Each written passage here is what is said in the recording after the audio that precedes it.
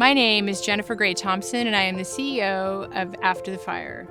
Welcome to the podcast, How to Disaster: Recover, Rebuild, and Reimagine. In this podcast, we bring you the very best practices, best hearts, and great ideas from other disaster-affected communities. Thank you for joining us.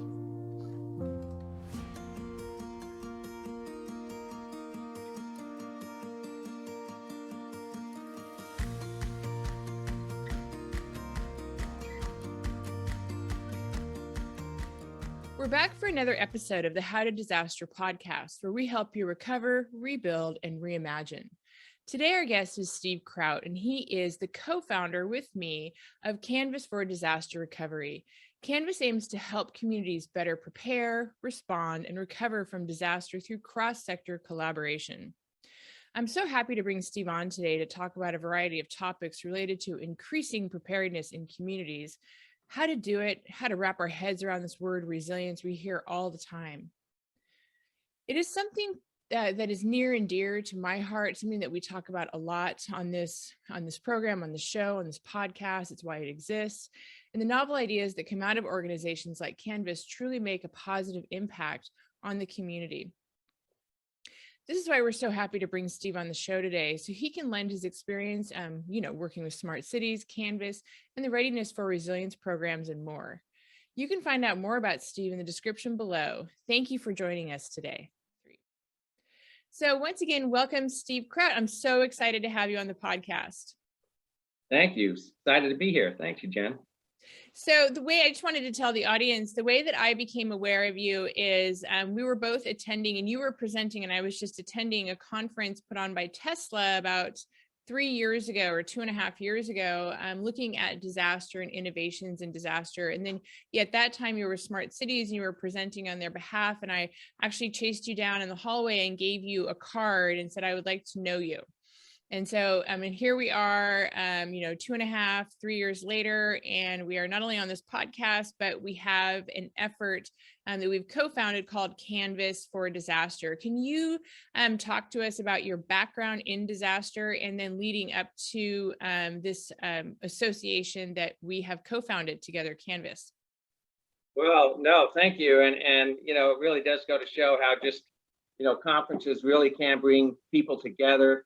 It was great that you and I met at that FEMA conference at Tesla, and then, made sure that we connected and really have done a lot of great work together since. And, I guess my story in resilience is like a lot of people. I really came with no background in it. I have spent my entire career in Washington. I've worked on Capitol Hill. I've worked in the executive branch. I've gone out and been a lobbyist for the natural gas industry, and then for the telecommunications industry at Motorola and Qualcomm. The storms of 2017, of course, caught the attention of a lot of people. And I was with Qualcomm at the time, and they gave charitable donations, like a lot of major corporations, to the states and communities that were impacted. But they also asked the question at that time, could we do more? And I was sort of leading their smart cities policy effort in DC. And so they asked me, could I put together some type of a program? And so I reached out with some of the stakeholders that I had worked with historically. And for me, the key entities when you're dealing with resilience are, you've got to have energy and you've got to have communication. So, and then of course, you've got to have people that can work with local governments, right? So I reached out to some of the organizations that I knew. Number one, the Smart Cities Council, that has a long history of working with cities and communities on how to use digital technology to become smarter and more efficient. On the energy side, I've long worked with the Business Council for Sustainable Energy, a clean energy industry organization, and they were happy to join. And then we wanted to get somebody that's done a lot of state planning, and that was the National Association of State Energy Officials, NASIO, and Qualcomm being, of course, the telecommunications stakeholder in that. So that was sort of the group I put together, and we crafted a program called Readiness for Resilience, and that got us started. And we started our work in Texas and Puerto Rico, and really was a grassroots effort. I love that. Actually, one of the things that I really wanted you to talk about today is the meaning of the word resilience and how that impacts disasters both before, during, and after. Resilience is one of those words like sustainability that is thrown around a lot, but how to do resiliency, what that actually means in this, and like, can you expound upon that and how that's become sort of a centerpiece or cornerstone to your work? Yeah, and I would first say that resilience is really perhaps the issue of this generation, right? Climate change has impacted us in so many ways, and these storms are only increasing in number and increasing in intensity. So it's important that we prepare as a nation, we prepare as states, we prepare as local governments for these storms. And the term resilience is rather open-ended, and you'll hear a lot of different definitions. I guess one thing that you and I really focus on is resilience at the local level. So instead of getting into the unwieldy, oh well, resilience means this or that, I like to focus where the focus should be, right? And that is at the local community, those communities that have been impacted by these storms. And just as you said, that really becomes with preparation, right? You need to be preparing for these storms. We know they're going to be coming again. You need to be ready when the storms hit, and then you need to have the capacity to deal with the aftermath of these storms. So what does it mean though? Like, so the podcast obviously is called How to Disaster. So what would you say about how do you prepare for, so we deal with wildfires, not storms, but the podcast is for anybody in any kind of disaster wanting to deal with it. So, and most of your base knowledge is of course in storms, but what does it mean for your average individual listening to this podcast to prepare for a storm? Do you have something that they like a takeaway or something that they should be able to count on or anything like that for better resiliency? And I'll relate that to the program. I mentioned the Readiness for Resilience program, and that really was a process where we went in Texas and literally did a road show, meeting with the impacted communities of Harris County, Orange County, and Port Aransas, right? And we had partnered with Texas A&M, who was so critical in our effort because they have, employees in all of these communities that could really bring the leadership together. And then, of course, we were partnering with the Governor's Commission to rebuild Texas as well. But this was a process of convening the local stakeholders, then bringing in the expertise from the tech and energy industries, and listening to what their needs are, their rebuildings. This is, 18 months after the storm. We're really focusing on rebuilding communities. And based on those discussions, we then involved ourselves in a road mapping process, right? And that road mapping process included ideas and best practices to prepare for the next storm. Also, thoughts on how we could deal with some of the issues during a storm, and then, of course, rebuilding. The same effort was done in Puerto Rico, and we had some really interesting ideas I'll delve into a little bit later. But for my purposes, it's really that road mapping process in terms of preparing communities for disaster.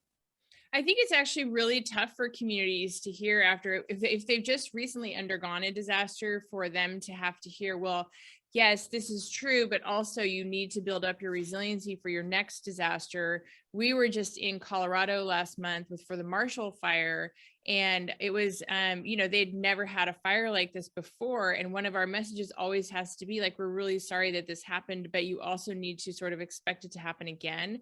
And then last week they had another fire just erupt, and even though it wasn't as destructive as the 1,200 homes that were lost in the first one, in the Marshall fire. It was really sort of scarring to them to have to like revisit the traumatization. And I think that that's something that wind and rain communities have been more aware of. Do you think that that's true, or that magical thinking of, well, something bad happened to me, so something bad isn't going to then happen to me again, so soon? I think it's one of the hardships of going through this current era of disasters. Yeah, it's really interesting, and we've always obviously had hurricane seasons, right? And we can expect that there'll be some storms that reach land.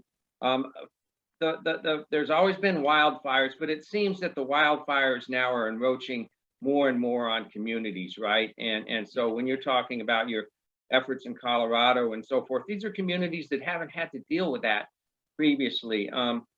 So I think the problem is increasing beyond just the tropical storms now, and you've got the wildfires. And let's not forget, Puerto Rico is such an example of resilience. I mean, not only did they have, Hurricane Maria, but then as they were coming out of that, they literally had hundreds upon hundreds of earthquakes, right? And then just recovering from that, they get hit by the pandemic, like we all did. But this is a Commonwealth that has been hit by so many tragedies. Resilience really is part of their nature of the American people of Puerto Rico. I'm so glad that you said that, because there's also, we don't have to get too deeply into this now, but there's a whole political aspect to serving Puerto Rico appropriately during that time and making sure that they had what they need, which was a huge struggle.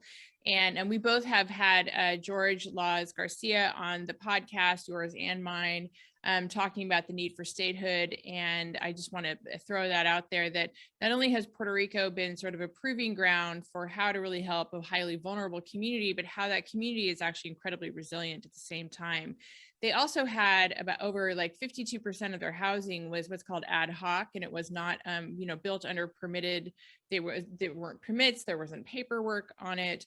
And so, in our case, when we work in these wildfire communities, when they are super rural or frontier communities, and they're also ad hoc, not permitted, some of that housing, we've actually said, hey, let's look at Puerto Rico and figure out how FEMA interfaced with them, because that's actually sets a precedent that is helpful for the rest of the rest of America, who lives also in ad hoc or, not necessarily permitted housing, but like naturally occurring housing. And Right. just so the very interesting how we have to learn from each other. So take us to what do you think the biggest lesson is that you've learned since 2017, since Hurricane Maria? And that's of course when we had our big fires too. What are some of your observations around this space of resiliency? Do you see more people leaning into it, or do you see sort of a continuation of the idea that we're going to have a movie of the week incident and then move on, and that's just not how it seems to be playing out? Really good question. And, I am an optimist, and I do feel that more and more people are leaning into this, right? I think there is, now an overwhelming belief in climate change and the resulting impacts, and that, this is causing environmental disasters on a regular basis. So I do think that most people are aware of this and aware that they need to be prepared, not only in their own households, but community-wide. The resilience of the people that have been impacted by these storms, it just, you know this better than anybody. I mean, you were involved in a situation where communities were simply just burned to ashes, right? I mean, unimaginable, right? How people continue on with their daily lives with the hope of rebuilding is just a staggering story, right? And we see this, and that's one of the great pleasures of doing this type of work. And then finally, I would say that, we're still lacking this continuity of preparedness. And, you and I talked a couple of years after we met at the FEMA conference and shared our challenge, really, of how we're running these local organizations, but we're constantly out there trying to scratch for dollars to keep our efforts going, right? Yeah. And you've been able to do a fabulous job. I've had some maybe more difficult time at it, right? But it has affected our continuity and our ability to continue helping people at the very grassroots level. And so there's been a lot more attention at the federal level to provide more funding. That is of great importance, and the people there and FEMA and HUD and EDA are very committed and just absolute professionals. But there is still a great need to get this funding down to the local communities and really out to these nonprofit organizations that will help communities year in and year out to be prepared. I'm so glad that you brought that up, because it's one of the issues that we are all facing is that, we look at it and we're like, yes, we have Before the Fire, we have a whole program called Before the Fire, and we are using federal and state dollars to do fuel mitigation work in the wildlands, because we can actually stop burning down at this rate. And we're going to have these mega fires. Like Colorado can be very experienced in fire, but not very experienced in mega fires. And that's really what just happened to them in the Marshall Fire on December 30th, 2021. And we can fully expect they're going to have more of these mega fire incidents, because in Sonoma County, where I've lived, we've had 3 mega fires since, and not including the 2017 North Bay fires. So really what we used to do is just stand up things in response to and in reaction to the disasters that happen. But now we actually need, as part of our resilience, some continuity of services, some continuity of these nonprofit organizations. We've obviously expanded to serve the American West, and really we're just going to follow the mega fires where they go. So right now we're most active in Oregon, Colorado, and California. But we expect other states too, and I'm not going to name them, but to have the exact same thing happen. One of the barriers, though, of course, is they have turned on all the spigots from the top, but actually accessing those funds is something that is so daunting. The process is so difficult that we're hoping that it gets better. We think that it will. We've heard from FEMA directly that they're interested, and they're working on a beta form of the TurboTax idea that we've been advocating for 4 years. And we're not the only ones. And so we're not, it's like we created that change, but I'm certain that we had a voice in creating that change. But it's just really difficult to fund these local organizations. And you can't have if you're going to design a community's recovery or resiliency, you actually have to choose the frontline nonprofits, because they know their community. Like if I walk into a community, my job is to help the leaders there figure it out. I am not going to put my kids on their soccer fields in a decade, though. They are. And so I'm hoping that at some point we actually act as sort of a bridge or like a translator for these small local nonprofits. So I'm so glad that you brought, that up in particular. I appreciate that a lot, and it cannot be overemphasized. So can you talk about some of the barriers to access of the funds that seem to be coming down from the top, but we're not sure that they're actually reaching the frontline communities?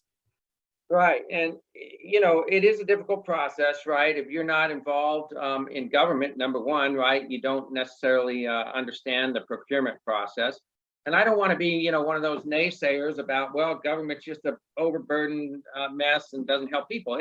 They really intend to do a great job, and for the most part, they do. But there are difficulties in educating people how to apply for these funds. There are questions about who's eligible and who's not.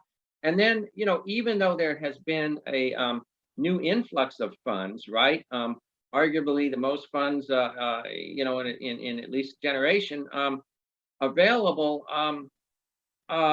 it's not necessarily enough. What we found was, for example, the BRIC program with FEMA that was geared towards, let's get some funds back to the local communities for these remediation efforts.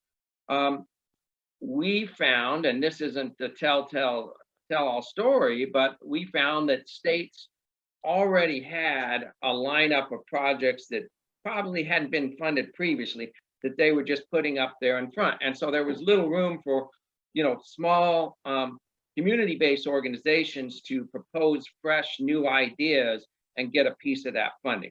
Now, hopefully, as these funds keep coming, it will channel down to those levels, right? And that's the ultimate goal. So that's certainly, I think, the biggest challenge is getting those funds down to the local level.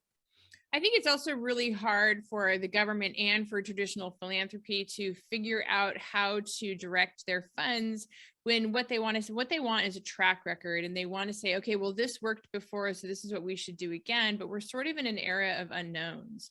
We're in an era of, we know it's going to be difficult. We know that we actually essentially have to go to war, for a lack of a better term, to deal with the reality of climate change, the reality of climate disasters, the reality of climate refugees, and everything that comes with that. But because we haven't been through it before, it's a very hard thing for people by people, and the government is made of people, for both the government and traditional nonprofits to actually figure out how to fund. And what we found is that they tend to do this, because they're looking for a track record and they're looking for proof and they want data inputs. I want them to talk about outcomes instead. Like, what are you looking for? Say that you were going to give us like $1 million. Like, tell me, as a government or a philanthropy, what are you actually looking for us to do?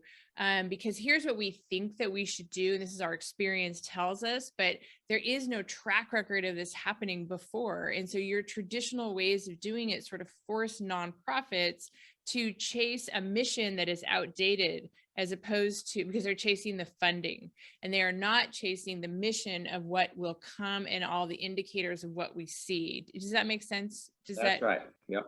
It feels, very much like, I have to stop for just a moment. We're going to stop for just a quick little commercial break, and we'll be right back with Stephen Crout. Fannie Mae provides mortgage options for you and your family. If you have a mortgage owned by Fannie Mae, you may have financial options available after a disaster, such as forbearance plans, deferral of payments, lending assistance, and counseling.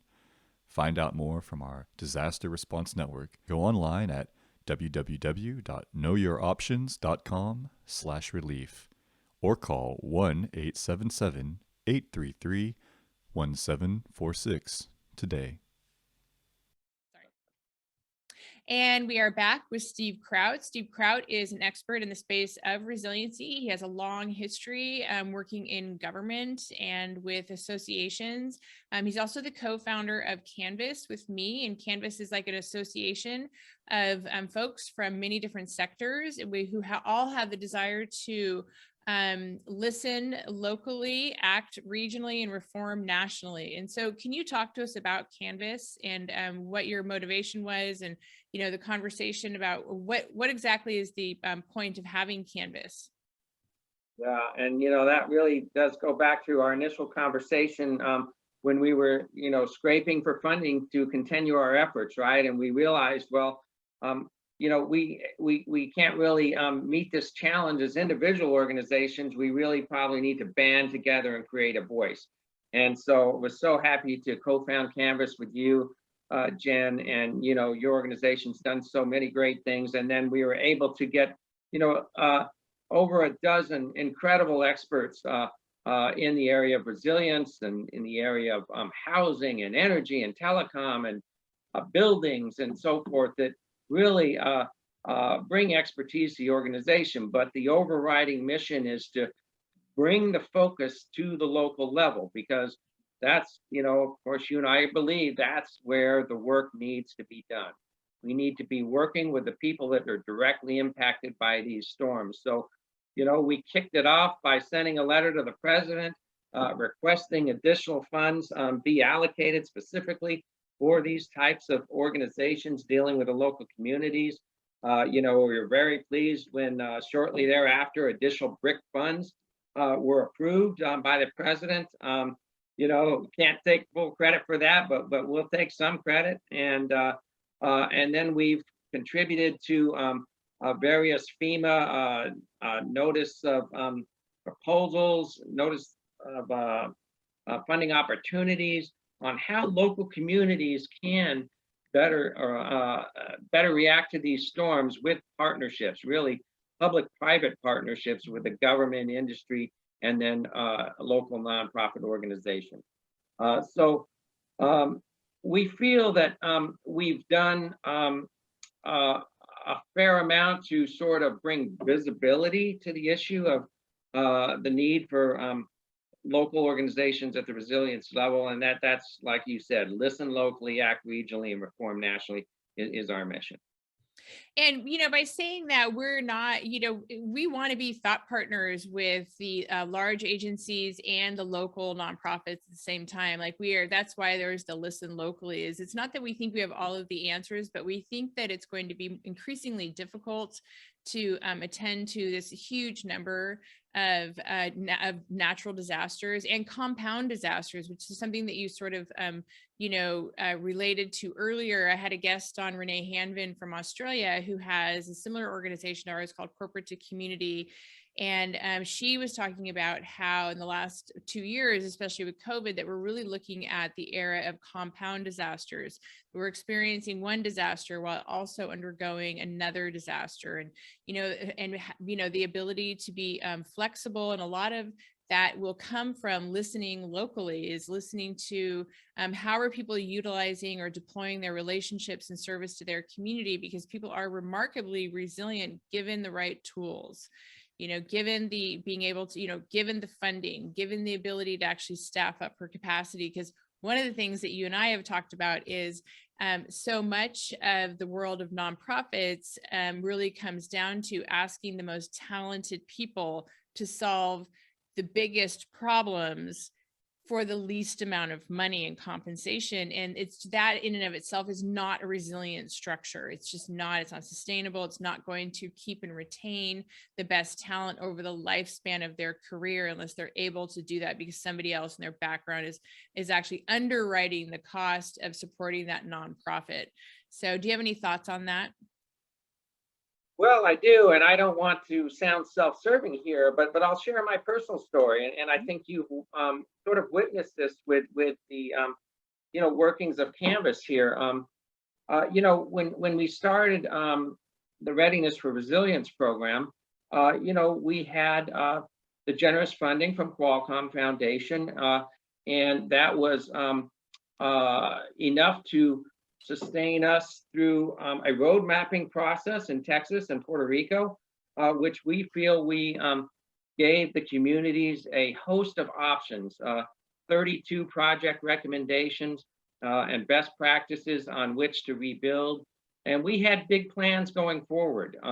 We were hopeful that we could work with some of the major agencies, FEMA, HUD, and potentially get some federal grant funding to turn this 18-month project into maybe a 10-year project to continue to help Texas and Puerto Rico and potentially expand to other states. Just as we were preparing those plans and beginning the advocacy part, of course, we all got hit by the pandemic. So the focus shifted entirely, right? And understandably so. I'm not going to argue that, we should have continued our little project here. The focus had to be on COVID. However, it is a point of sustainability, right? Because communities then focused on the pandemic, and then there was no further resources for the Readiness for Resilience program.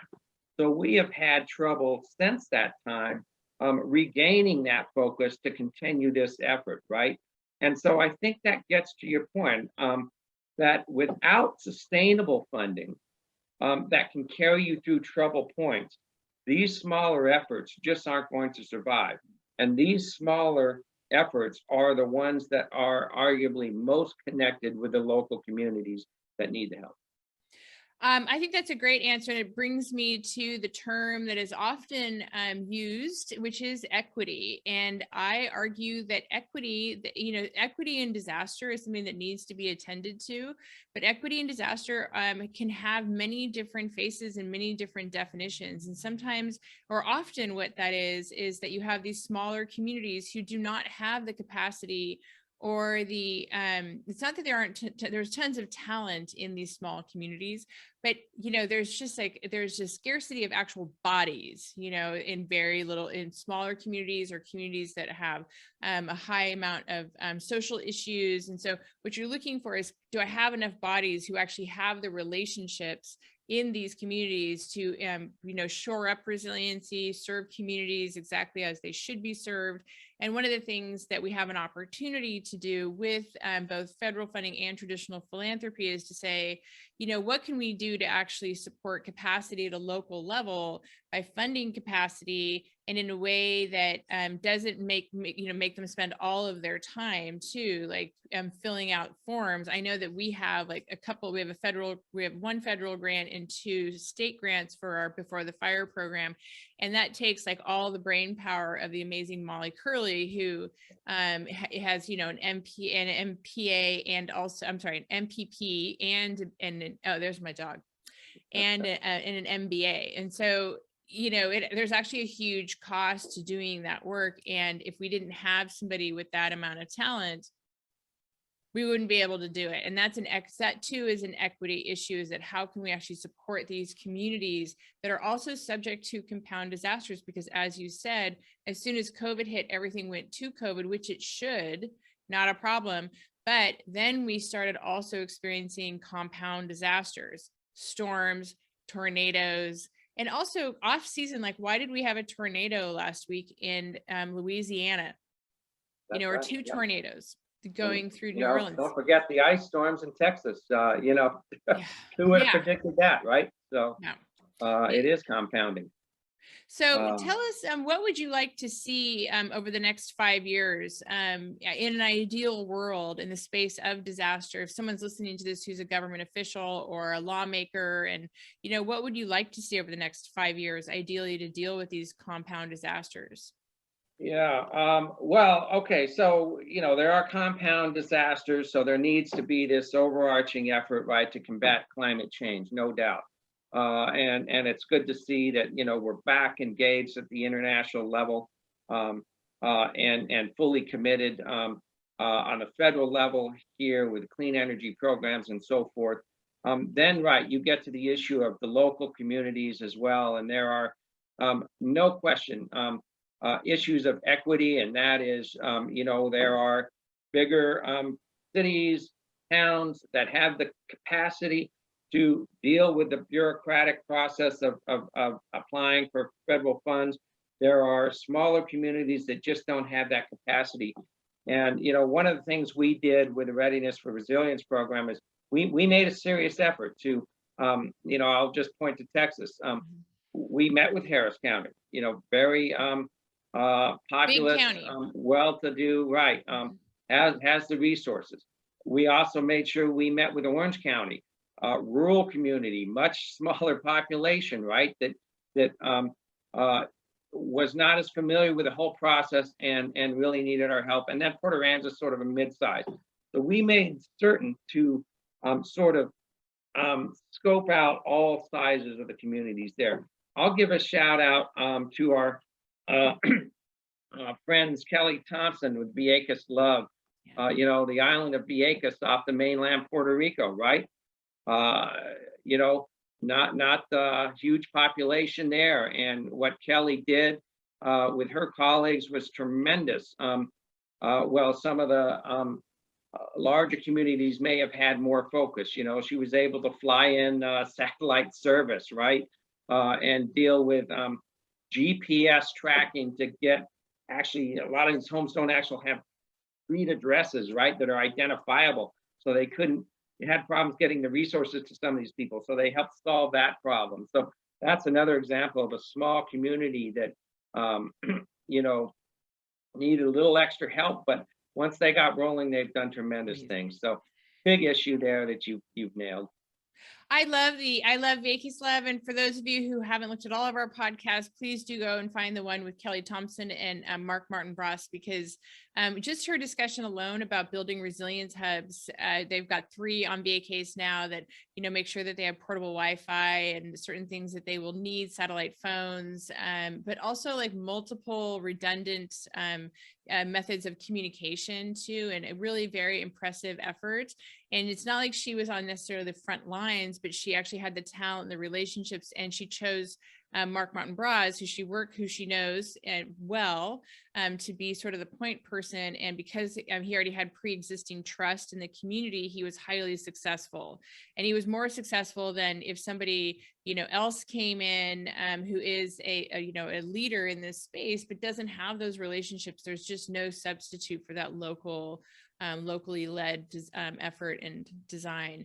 So That's right. And if I can make a point there too, and there's lots of different things that can be done in the resilience space, right? And so, while I'm not that active with the Readiness for Resilience program right now, in full transparency, I am an independent consultant, and I'm now doing a lot of work for the wireless industry to promote the workforce development and training for the deployment of the 5G network. And so this is actually working with, governments, industry, and academia to train people how to meet the challenge of deploying 5G, which will serve as a tremendous combatant or help to overall and resilience. And we're doing a lot of work there in Puerto Rico. Was out there recently, met with Kelly and her team on Vieques. And so that's a space that, workforce development can really enhance resiliency that may not be the first thing people look at. Well, actually, I think a lot about communications and resiliency, and maybe you can let us know, like, how will 5G make a difference? Because for those of you who are not aware, in our case, with mega fires, they often take out all of the cell towers, and that's a huge frustration because it's not only much more dangerous for the people who are trying to flee, but it's very dangerous for firefighters as well. So can you tell us a little bit about how 5G might make a difference in that space? Yeah, well, it's low latency. It has capacity to undertake huge amounts of data, right, to get to people in emergency situations very quickly. It has redundant systems, right? So it's right. There will be instances when it goes down, but more easily brought to restoration.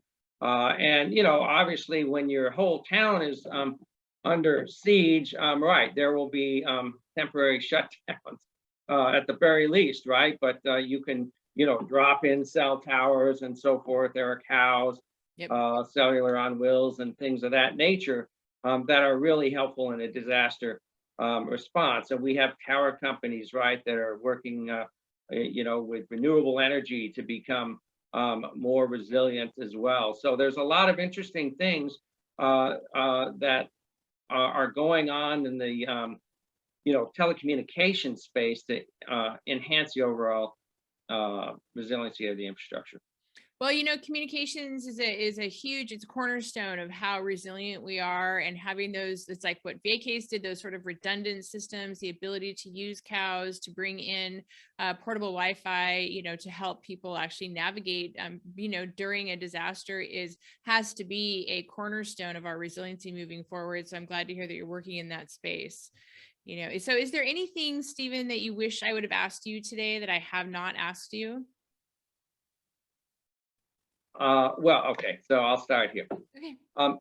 So I guess the one thing might have been to bring it down, to the personal level, because we're all living in our own environments, and so really resilience and dealing with natural disaster or even everyday weather is at a very personal level, right? And so that's what motivates me, because I do have 2 daughters, and I want to make sure that they are living in a sustainable environment as they grow to be adults and carry this world forward. So I think almost everything, all issues, I take back let's take a look at it from a personal level, and that's very motivating. I really appreciate that. I'm glad that you brought that up because, we are, it's how to disaster, but it's also that I always want people to think about, how do we, or what our motivations are for working in this space. And for a lot of people, when they hear that you work in disaster, they're like, oh man, there's no way I just couldn't do that. I'm not sure how you do that. And my response is always like, somebody's got to do it though. So I'm like, there's lots of really smart, dynamic, innovative people in this space. I feel like I'm in great company all the time where there's always someone every time you turn around to learn from. But I think for many of us, as parents and as community members, like we want to see this get better. So I love that you brought up your daughters, and I love that they are your motivation. So thank you for sharing that with us. Well, thank you. And just such a terrific podcast you run, and the overall effort after the fire. So grateful to have you leading that and be a partner of Canvas, and just looking forward to continuing the good work. I'm looking forward to having another conversation in a few years too, where we're like, look how far we've come, and look at what all of these amazing people that we know that are our colleagues and our friends have actually been able to affect change. Because the bummer about where we are right now is that it's kind of terrifying, but the good side of it is that it sort of forces changes that need to happen, and it really reveals a lot of character and allows for really innovative ideas that disrupts the market. And I see that in you, and I appreciate it. Well, I couldn't agree more. And just look forward to continuing this work with you. Thank you. Well, thank you so much for being on the How to Disaster podcast. My guest today has been Steve Crout. And if you want more information about him, or you want to get in touch with him, we'll have that down in the information about this podcast. And once again, thank you, Stephen. Okay. Have a great day. You too. Thanks. Bye. Thank you for joining us on the podcast, How to Disaster. For more information, please visit our website at afterthefireusa.org. And if you liked this video, please hit subscribe.